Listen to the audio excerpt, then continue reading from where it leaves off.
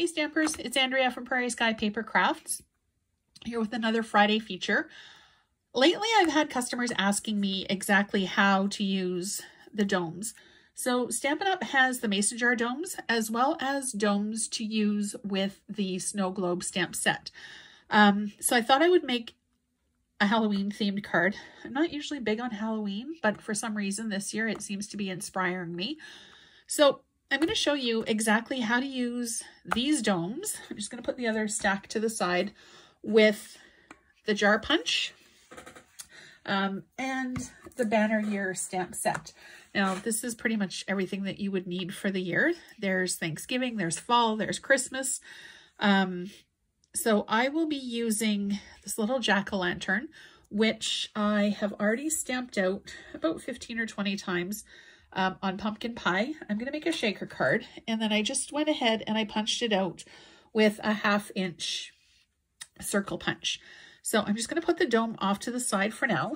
I'm going to be using paper from, I can't remember the name of this paper stack off the top of my head, Flowers for Every Season, I believe. So I liked this side because it's fall inspired and it kind of goes with the theme of the card.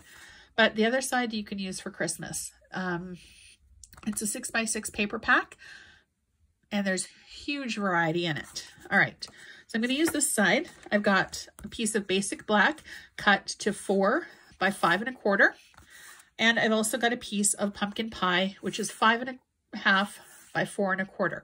So this is going to be my base, and this is going to be the piece that I'm going to layer onto it. So nothing's going to happen to this, so I'm just going to bring in my Stampin' Seal, and I'm going to adhere it, mostly so that I don't misplace it later, because, again, craft room gremlins, they're a thing. Okay, the other things that I'm going to be using for this card are the mini dimensionals. I'm going to make a few of the pumpkins pop up from the base of the cardstock, and I had this little black cat punched out from before, so I'm just going to use it as an embellishment on my card. I'm just put him off to the side, and I'm also using, I stamped these little pumpkin heads with Memento black ink, so it's fairly easy and fairly straightforward. Okay, so I'm just going to figure out where exactly I'm going to place this onto my card. You can have it a horizontal card or a vertical, it doesn't matter. But you want to place your jar punch, like if you're going to do a sentiment or something, you kind of want to make sure that where you punch is not going to interfere with that, because there is this little runaround on the outside of the shape. You don't want to get your sentiment too close or it's not going to stamp smoothly, just because it's got a little bit of a rise to it. So I've already decided that I'm going to put a cat beside the jar. And I'm probably going to put the sentiment at the top. So I kind of want to do mine a little bit to the bottom and to the left, just so that there's room for the sentiment up there.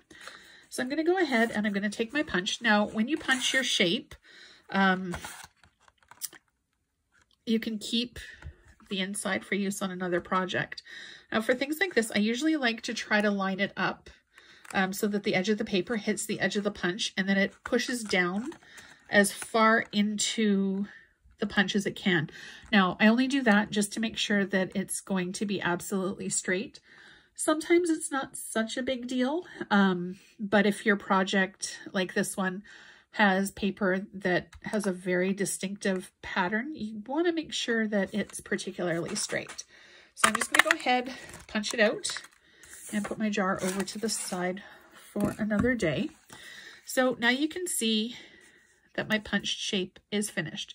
Now I'm going to take these little guys. I've already put the mini dimensionals on, and I'm just going to randomly put them, whoops, on my card. I find it easier to do it this way, just so that when I go to put my card together, it's just that much easier. And you want to make sure that you're not getting too close to the edge, because you want to make sure that your shapes still fit. Now the other ones, I'm not going to place until I've got the dome attached to here. And the reason that I'm going to wait is to make sure that, first of all, the dome is adhered to my paper. And then second of all, to make sure that they don't go all over the place. That's actually looking pretty cute right now. Okay, so you're gonna get your dome, and there's tape on the front and on the back.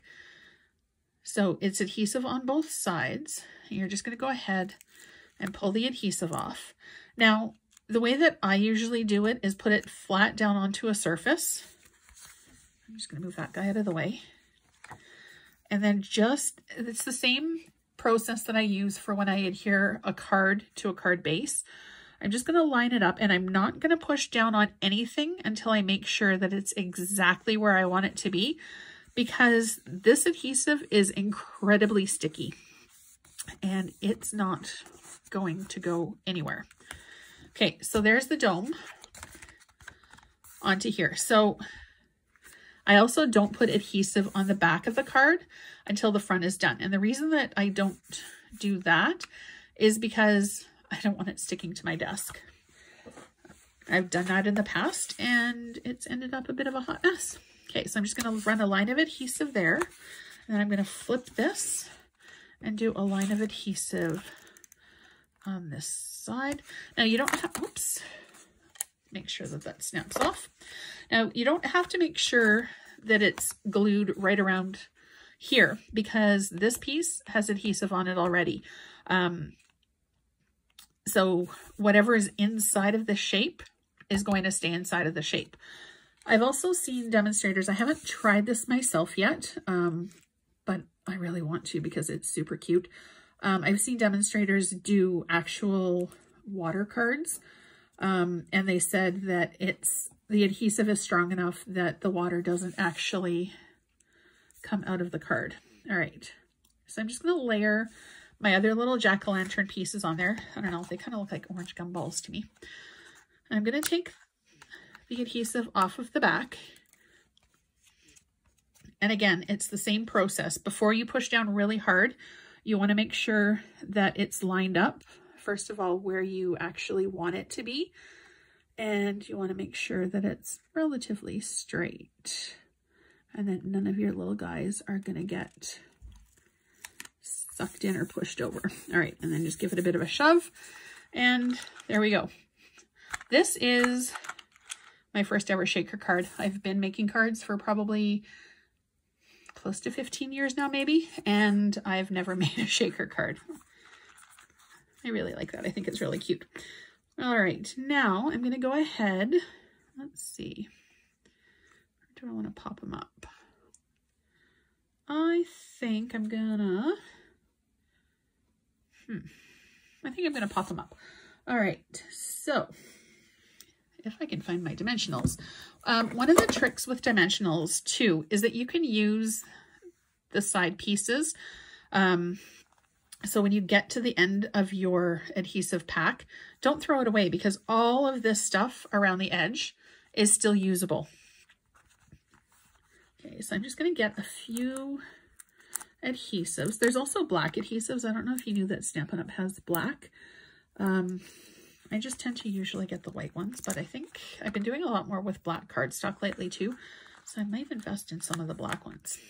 Okay, so I want to pop this up a little bit higher, so I'm just going to go ahead and take the backs of the dimensionals off. And it doesn't matter how neat and tidy you are with the dimensionals, you're going to find these little hexagons all over the place when you're done.